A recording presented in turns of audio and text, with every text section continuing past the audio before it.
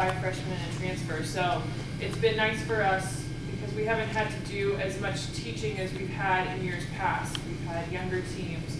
So now we get to work on fine-tuning the system, working lineups, working stats a little bit more during practice. So we've had a really good run of it so far. I'm very pleased with how the returners came back. Everyone came in excited, ready to go, and all the new players are ready to come in, push the older girls, and add to the overall practice. Open it up to questions. Megan, after a phenomenal freshman year, how did that help you prepare for the upcoming season, knowing that you've got to try to live up to that? It's really made me push myself to keep my reputation up. And each year I'm starting to get better. I know I still have room to grow, and I'm just hoping to do that every single year.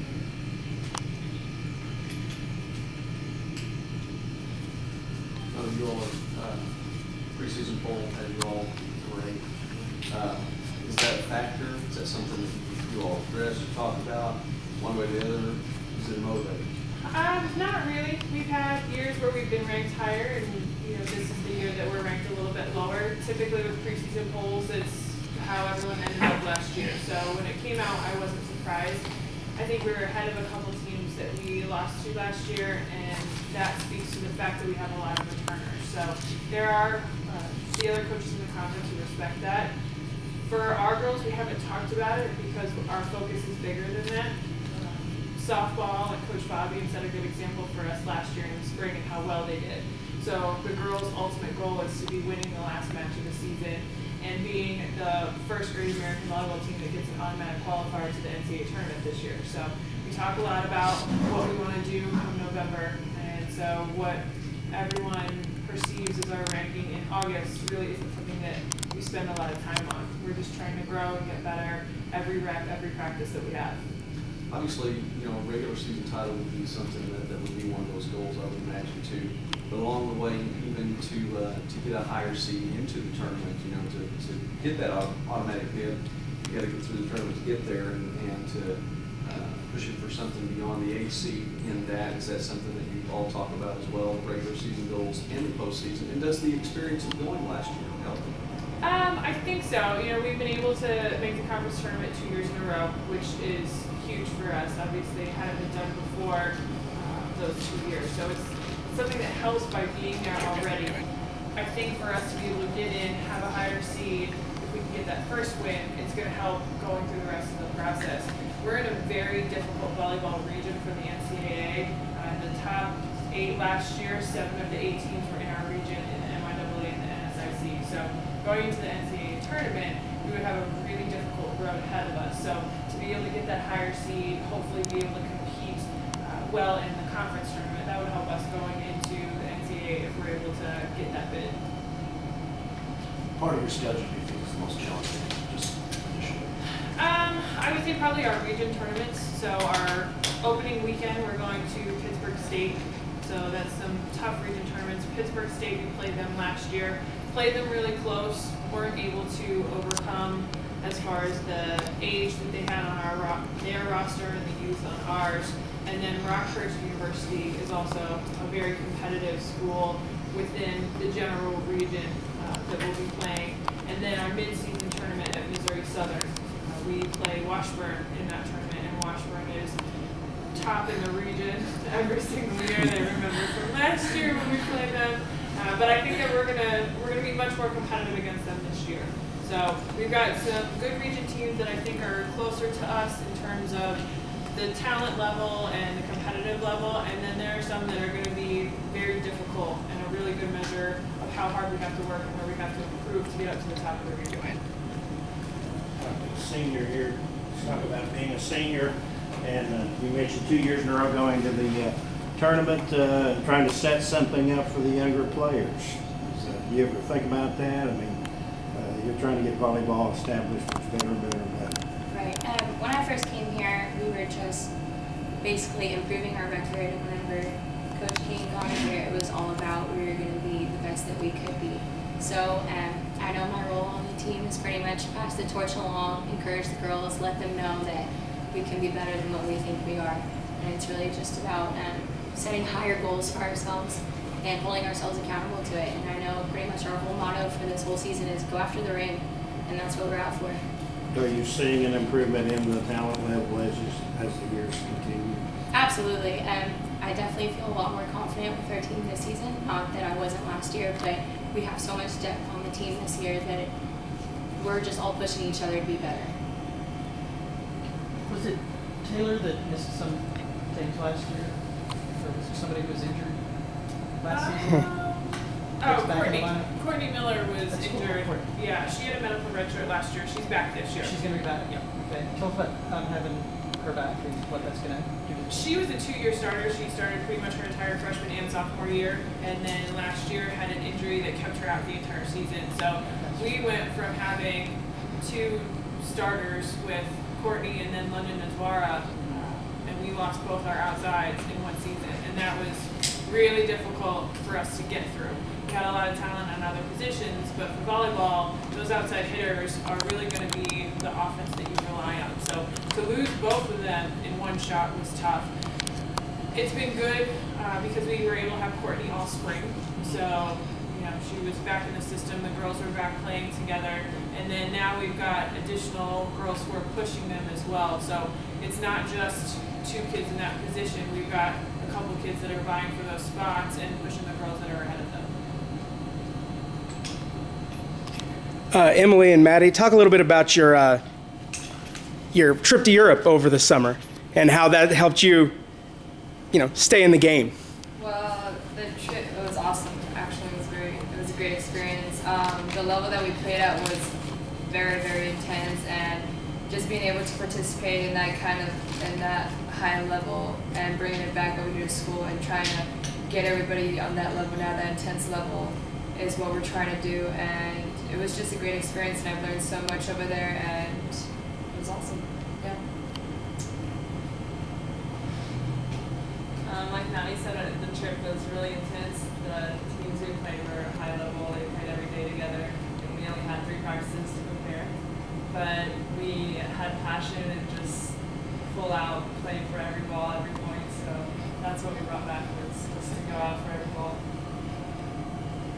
Well, and I'll add something to that. It's a global challenge that they competed in. And so there are a couple teams from the United States that came over, and there were a lot of teams from Europe that were put together as well, some junior national teams. And so Maddie and Emily were on a team that beat a number of junior national teams from Europe, and they also were able to beat the USA Volleyball A2 team in the semifinals. That's a team that's really handpicked by USA Volleyball. It's a grassroots movement, pipeline to the national team. So really elite level kids, talking major BCS Division I schools that they're coming from. So for that group, like Emily said, only 3 practices, a couple Division II kids, a couple smaller Division I kids. To really just battle through, I think it shows a lot. That was a huge win for them to, upset the USA team, supposedly. So I know that the girls came back saying that was probably one of the best ones that they had at that tournament. Coach King, Yes. I just kind of want to talk abstract. What's it like having the volleyball program here in a region that is really kind of devoid of high school volleyball? And is there any way to fix that? Well, I think the first thing that we've done is really try and get the girls involved in the community just as people and students and athletes rather than specifically volleyball. I think our girls are a great representation of what it means to be a student athlete, to be a positive member of the community. We've been doing that the past couple of years by always working with our Special Olympics volleyball team. So that's been a good experience for them to get involved. We're going to try and start doing some clinics this fall as far as volleyball awareness. But usually once people can get in the gym, they see how exciting the sport is. So that's really the biggest draw for me in terms of a coach and trying to get people interested in volleyball, is coming out, seeing these girls play, seeing the level that they're playing at, and knowing that it's not your church league backyard volleyball game, that it's very competitive. These girls are very athletic, they jump very high, and they hit very, very hard. As they all can tell you in practice, they have some bruises to attest to that. So if we can get some people into the gym, I think that's where the admiration for the sport will come, and that's kind of the biggest part for us. Jen, you've been able to recruit almost globally. How have you been able to do that, bring players to Durant? I got a lot of friends. No, I'm just kidding. Typically for us, you know, it's the context that we have as far as, you know, friends who are club coaches and finding people from different regions. Most of the time for us, the biggest thing is bringing kids to campus. Every girl on our roster came to campus before she committed to us. She needs to fall in love with Southeastern. She needs to fall in love with the other girls. So that's the biggest part for us. A lot of coaches will travel a lot, go to the junior tournaments and see them compete, and that's obviously a huge part. But for me, I need to make sure that our culture is sound and that I'm bringing in girls that will fit into the dynamic and add to it as well. So that's where we've really grown a lot. They might not remember them after the spring recruiting trips as far as my returners, because there are a lot of them that came in, but once they get on campus, they all get along really well. They can fit in together easily, and when you have a group that can get along well, you have a group that will also get on each other. And so there's not that ego that's there. No one's afraid to get on someone else for not getting the ball. So that camaraderie is the biggest part of our recruiting. So building off that and open for any of the players, how do you proactively go about building that chemistry once you have new additions to the team? Obviously this year there's a lot of returning players, but you know, when you get new girls into the system, how do you go about building that camaraderie?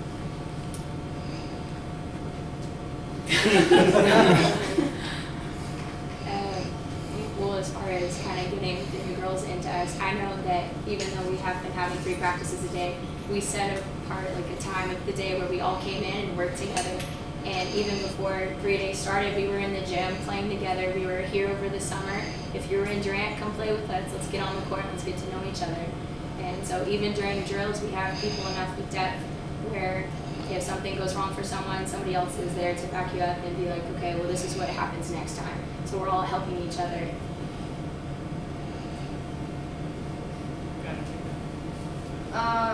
And also with that, like coach pretty much recruits people, girls like us, like our personality wise, where we don't clash or anything. So our chemistry was really good off the bat.